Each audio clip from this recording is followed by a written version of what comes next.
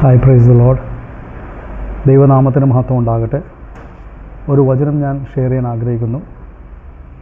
പ്രശസ്തമായ ഒരു വചനമാണ് from the book of romance chapter 10 versus 9 and 10. That if you confess with your mouth the Lord Jesus and believe in your heart that God has raised him from the dead, you will be saved. For with the heart one believes unto righteousness, and with the mouth confession is made unto salvation. ദൈവത്തിൻ്റെ വഴികൾ ലോകത്തിൻ്റെ വഴികളെക്കാളും വളരെ വ്യത്യസ്തമാണ്. ആകാശം ഭൂമിയേക്കാളും ഉയർന്നിരിക്കുന്ന പോലെ ദൈവത്തിൻ്റെ വചനം, ദൈവത്തിൻ്റെ പദ്ധതികൾ, ദൈവത്തിൻ്റെ വിസ്ഡം മനുഷ്യൻ്റെ വിസ്ഡത്തെക്കാളും വളരെ ഉയർന്നിരിക്കുന്നു. അതുകൊണ്ട് ഇത് വിശ്വസിക്കാനായിട്ട് ബുദ്ധിമുട്ടുള്ള കാര്യങ്ങളാണ് എന്ന് ചിലർ വിചാരിക്കുന്നു. പക്ഷേ ദൈവം ഒരുവൻ്റെ ഹൃദയം തുറന്നു വെച്ചു കഴിഞ്ഞാൽ അവനത് ഉറപ്പായിട്ടും ഇത് വിശ്വസിക്കാൻ പറ്റും. കർത്താവിൻ്റെ നാമത്തെ വിളിച്ച് അപേക്ഷിക്കുന്ന ഏവനും രക്ഷ പ്രാപിക്കുന്ന ദൈവത്തിൻ്റെ വചനം പറയുന്നത്.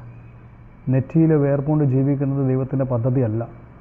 ഏദൻ തോട്ടത്തിൽ മനുഷ്യനെ ദൈവം നിർമ്മിച്ചപ്പോൾ, ഉണ്ടാക്കിയപ്പോൾ ദൈവം ഒരു പദ്ധതിക്ക് വേണ്ടിയാണ് ഉണ്ടാക്കിയത്. ദൈവത്തിന് വേണ്ടി, ഒരു ഫെലോഷിപ്പിന് വേണ്ടിയാണ്. അപ്പോൾ നമ്മൾ വിചാരിക്കും ഇത്രയും വലിയ ദൈവത്തിന് ഒരു ഫെലോഷിപ്പിൻ്റെ ആവശ്യമുണ്ടായിരുന്നു. ദൂതന്മാരെ അല്ല ദൈവം സെലക്ട് ചെയ്തത്. അവിടെ ദൂതന്മാരുണ്ട്, കെരൂബുകളുണ്ട്, സെറാഫുകളുണ്ട്, പല രീതിയിലുള്ള ദൂതന്മാരുണ്ട്, പല ഹെവൻലി ബീയിങ്സ് ഉണ്ട്. പക്ഷേ ദൈവം പൊടിയിൽ നിന്ന്, ഈ ഭൂമിയിലെ മണ്ണിൽ നിന്ന് രൂപം കൊടുത്ത് ശ്വാസമൂതി അവന് ജീവനുള്ള ഒരു വ്യക്തിയായി മാറ്റിയത് ദൈവം ഏദൻ തോട്ടത്തിൽ മനുഷ്യനായിട്ട് സംസാരിച്ചു. പക്ഷെ ദ ഫസ്റ്റ് സിൻ, ആഡത്തിൻ്റെ ഒരു ആദ്യത്തെ പാപം എന്ന് പറയുമ്പോൾ ഡിസോബീഡിയൻസ്. അത് കാരണം ഇത്രമാത്രം വലിയ കോൺസിക്വൻസ് വന്നു. നമ്മൾ വിചാരിക്കും ഇത്ര ഒരു ചെറിയ കാര്യത്തിന് ഇത്ര ഉണ്ട്. ചെറിയ കാര്യത്തിൽ അവിശ്വസ്തത കാണിക്കുമ്പോൾ, പ്രത്യേകിച്ച് ദൈവത്തിൻ്റെ വചനം അവിശ്വസ്തം കാണിക്കുമ്പോൾ അത് പാപം തന്നെയാണ്. അപ്പോൾ അതെല്ലാം പരിഹാരമാക്കാനായിട്ട് പാപപരിഹാര ബലിയായി നമുക്ക് വേണ്ടി കർത്താവ് യേശു ക്രിസ്തു ഭൂമിയിൽ നമ്മുടെ താൻ രൂപമെടുത്ത്, ദൈവം തന്നെ നമ്മുടെ രൂപമെടുത്ത് നമുക്ക് വേണ്ടി യാഗമായി തീർന്നു, അടക്കപ്പെട്ട് ഉയർത്തെഴുന്നേറ്റു. ഇന്ന് യേശുവിൽ വിശ്വസിക്കുന്ന ആരാണെങ്കിലും അവൻ രക്ഷപ്പെടും.